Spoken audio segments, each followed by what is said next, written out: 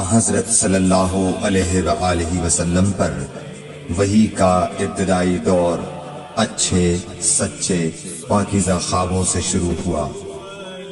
آپ خواب میں جو کچھ دیکھتے وہ صبح کی روشنی کی طرح صحیح اور سچا ثابت ہوتا۔ پھر من جانب قدرت آپ تنہائی پسند ہو گئے اور آپ نے غار حرا میں خلوت نشینی اختیار فرمائی اور کئی دن اور رات وہاں مسلسل عبادت اور یاد الہی اور ذکر میں مشغول رہنے لگے۔ جب تک گھر آنے کو دل نہ چاہتا توشہ ہمراہ لیے ہوئے وہاں رہتے۔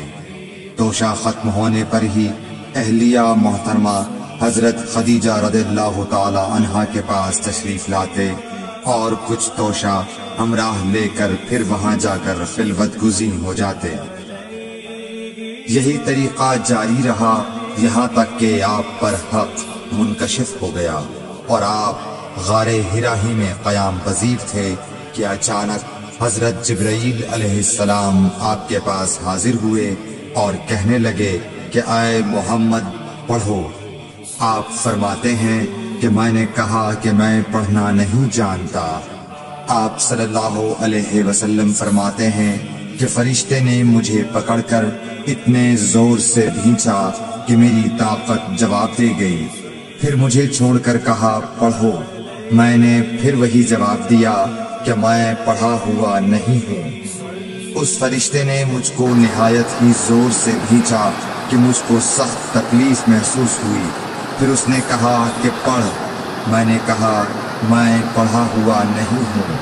فرشتے نے تیسری بار مجھ کو پکڑا اور تیسری مرتبہ پھر مجھ کو بھینچا۔ پھر مجھے چھوڑ دیا اور کہنے لگا کہ پڑھو اپنے رب کے نام کی مدد سے جس نے پیدا کیا اور انسان کو خون کی پھٹکی سے بنایا۔ پڑھو اور آپ کا رب بہت ہی مہربانیاں کرنے والا ہے۔ بس یہی آیتیں آپ حضرت جبرائیل علیہ السلام سے سن کر اس حال میں غار حرا سے واپس ہوئے کہ آپ کا دل اس انوکھے واقعے سے کانپ رہا تھا۔ آپ حضرت خدیجہ کے ہاں تشریف لائے اور فرمایا کہ مجھے کمبل اوڑھا دو، مجھے کمبل اوڑھا دو۔ لوگوں نے آپ کو کمبل اوڑھا دیا۔ جب آپ کا ڈر جاتا رہا تو آپ نے اپنی زوجہ محترمہ حضرت خدیجہ رضی اللہ تعالی عنہا کو تفصیل کے ساتھ یہ واقعہ سنایا اور فرمانے لگے کہ مجھ کو اب اپنی جان کا خوف ہو گیا ہے۔ آپ کی اہلیہ محترمہ حضرت خدیجہ رضی اللہ تعالی عنہا نے آپ کی ڈھارس بندھائی اور کہا کہ آپ کا خیال صحیح نہیں ہے۔ اللہ کی قسم آپ کو اللہ کبھی رسوا نہیں کرے گا۔ آپ تو اخلاق فاضلہ کے مالک ہیں۔ آپ تو کنبہ پرور ہیں، بے کسوں کا بوجھ اپنے سر پر رکھتے ہیں، مفلسوں کے لیے آپ کماتے ہیں، مہمان نوازی میں آپ بے مثال ہیں اور مشکل وقت میں آپ امر حق کا ساتھ دیتے ہیں۔ ایسے اوصاف حسنہ والا انسان یوں بے وقت ذلت و خواری کی موت نہیں پا سکتا۔ پھر مزید تسلی کے لیے حضرت خدیجہ رضی اللہ تعالی عنہا آپ کو ورقہ بن نوفل کے پاس لے گئیں جو ان کے چچا زاد بھائی تھے اور زمانہ جاہلیت میں نصرانی مذہب اختیار کر چکے تھے اور عبرانی زبان کے کاتب تھے۔ چنانچہ انجیل کو بھی حسب منشائے خداوندی عبرانی زبان میں لکھا کرتے تھے۔